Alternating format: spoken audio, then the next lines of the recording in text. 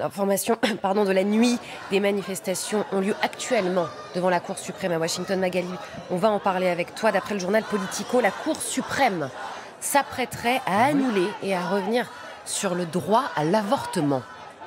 Aux États-Unis, il y a un arrêt qui est fondamental, c'est l'arrêt Roe contre Wade, ça date de 1973.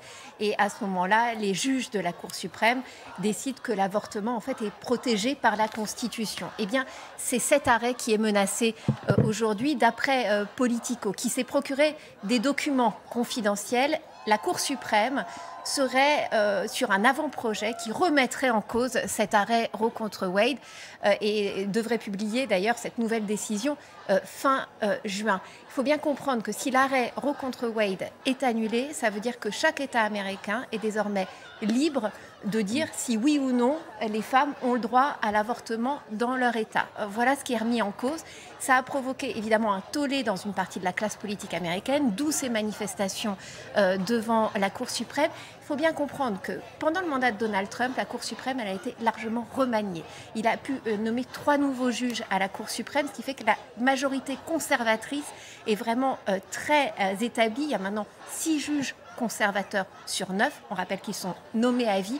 Autant dire que oui, le droit à l'avortement est plus que jamais menacé aux États-Unis. C'est le juge conservateur Samuel Alito qui aurait rédigé effectivement cet avant-projet. La société américaine chahutée qui vacille avec cet arrêt. Ça fait 50 ans. Ça fait 50 ans que cet arrêt était en vigueur. Merci Magali et ces images, évidemment, en direct de Washington devant la Cour suprême. Dans votre quotidien, retour en France, la galère. La galère, on vous le disait en titre, si vous voulez acheter une voiture neuve, aucune visibilité sur le moment en fait où vous allez pouvoir vous faire livrer. C'est la pénurie des semi-conducteurs qui viennent de Chine qui est à l'origine de la crise. Résultat, en concession, c'est compliqué pour tous les vendeurs qui ont de plus en plus de mal à enchaîner les ventes. Lisa Davé et Angèle Delbecq. Dans cette concession automobile, les clients sont toujours présents malgré des délais de livraison plus importants qu'à l'accoutumée. Jean-Marc, venu pour revendre sa voiture, ne s'attendait pas à avoir aussi peu de choix. En fait, il y a peu de véhicules disponibles apparemment, donc ça soit en neuf et en occasion.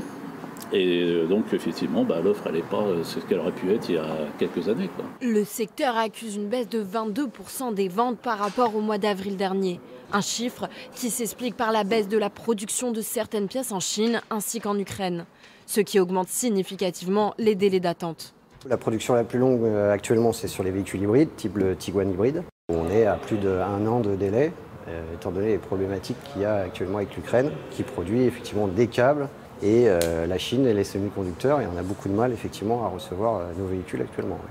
Et le prix aussi est une mauvaise nouvelle pour les clients. La pénurie a fait qu'effectivement le tarif véhicule neuf a largement augmenté, et ça c'est...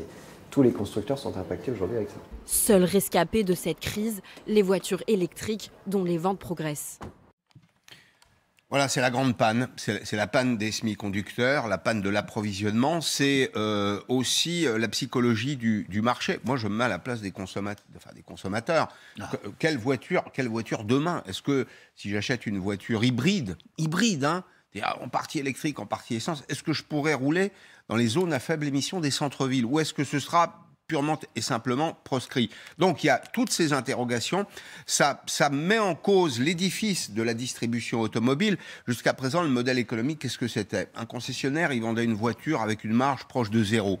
Ce qui lui permettait de gagner sa vie, c'était la maintenance. Prenez les voitures électriques. Avec la voiture électrique, vous faites 1 million de kilomètres. J'exagère à peine. 1 million de kilomètres sans passer par le garage.